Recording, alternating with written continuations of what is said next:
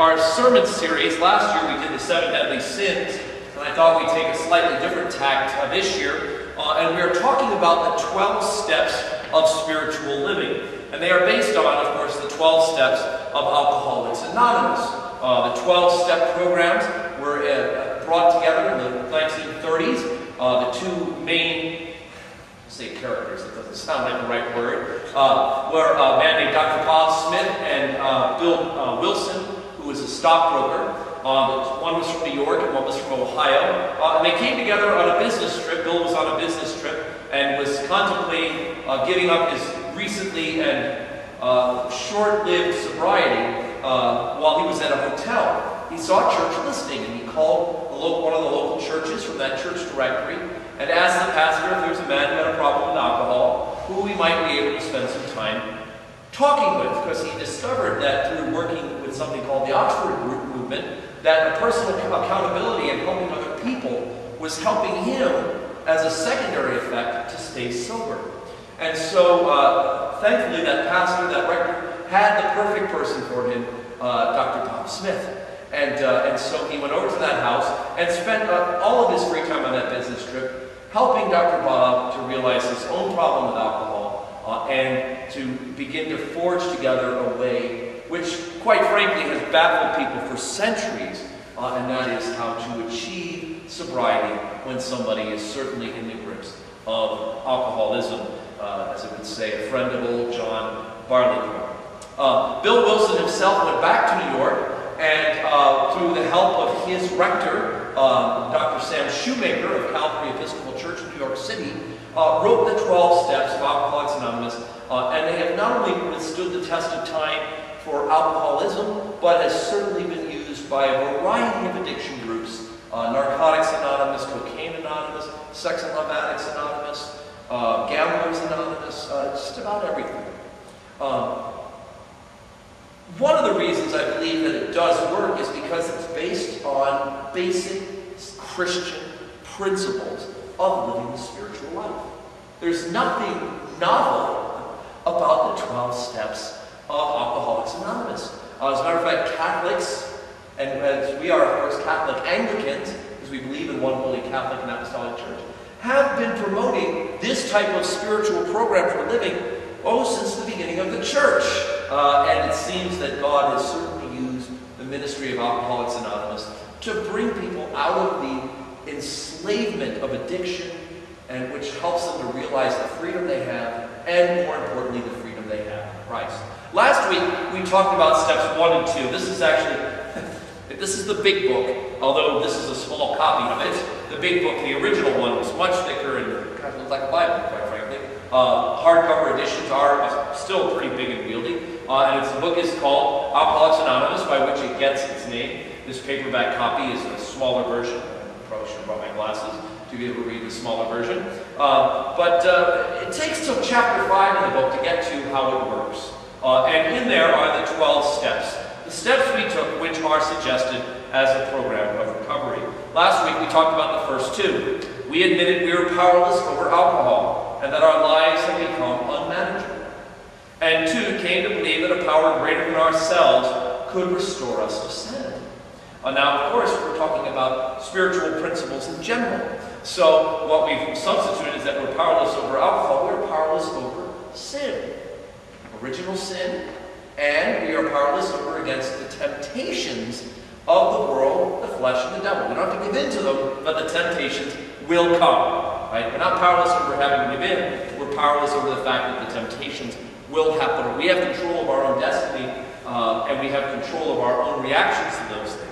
And so last week we talked a little bit about the necessity of our realizing our sinfulness in order for us to get to the point that we are willing to do what is necessary in our lives to follow Jesus Christ. The third step, however, today that we're talking about is perhaps, I think, the keystone to all the steps. And without it, there is no lasting sobriety, those in recovery, and for those of us who are just trying to live Christian principles, without this we're just going through the motions of being religious rather than trying to be holy. Being religious is a good thing if we're combining it with spiritual life.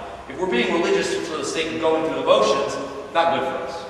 Number 3, made the decision to turn our will and our lives over to the care of God as we understood it. Billy Graham tells the story. When I saw Billy Graham at a crusade in Philadelphia in 1992, he tells the story in the middle of his sermon about people who grow up in the church and think they're Christians without ever making a commitment to the faith. And so, he says, growing up in a garage would not make you a car. The same is true about growing up in the church.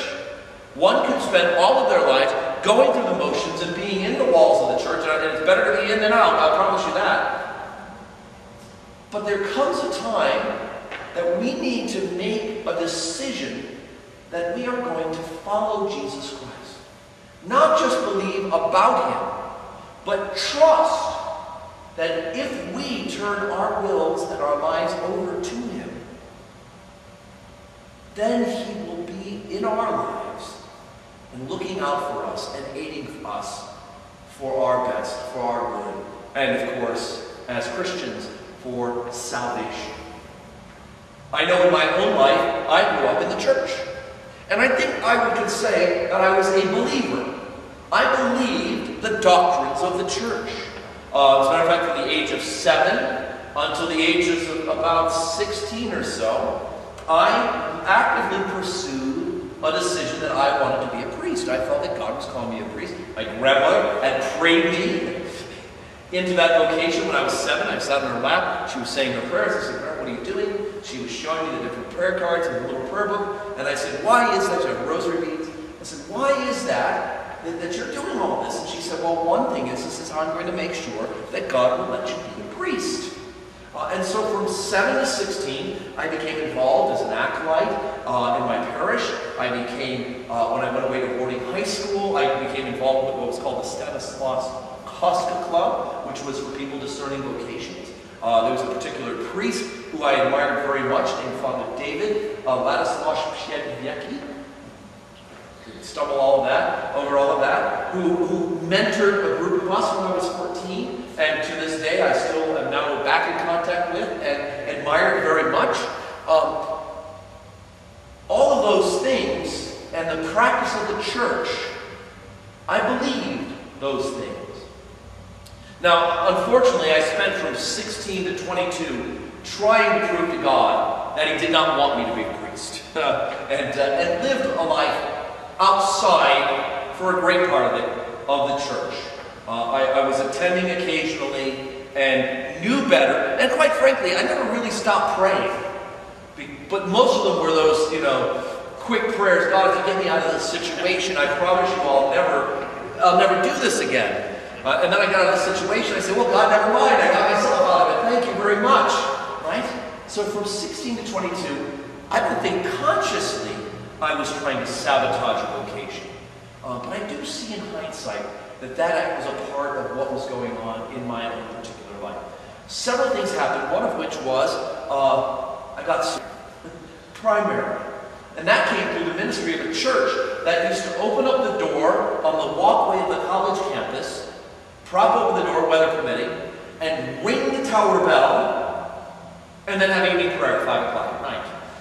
Now, I'd walked by this building a million times. I've been going to the Episcopal Church on and off for several years, and walked by one day,